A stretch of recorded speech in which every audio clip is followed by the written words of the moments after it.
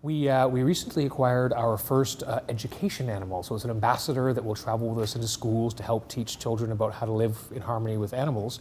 We just recently received Wild Rose. She's our porcupine that somebody kept in their home for 10 years.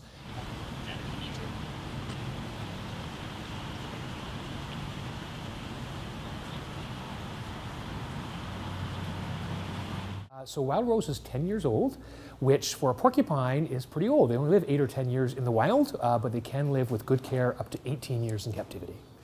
So Wild Rose has become an integral part of our education programming. So she will travel with us to schools and other education venues, teaching people about how to live in harmony with wild creatures, dispelling myths and misconceptions about porcupines. You know, we all hear about porcupines shooting their quills, which of course they can't do, and other myths surrounding them.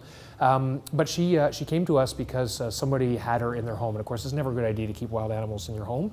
They weren't giving it the kind of care and attention that they needed, didn't have the resources to look after her.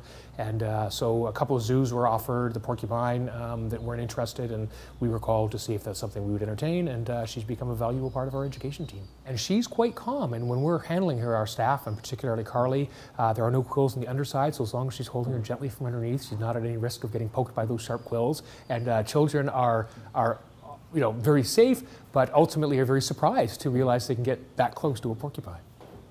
You know what, rehabilitation is not about sustainable wildlife populations. Rehabilitation is about compassionate care for individual animals that deserve it. So really it's the right thing to do socially and humanely.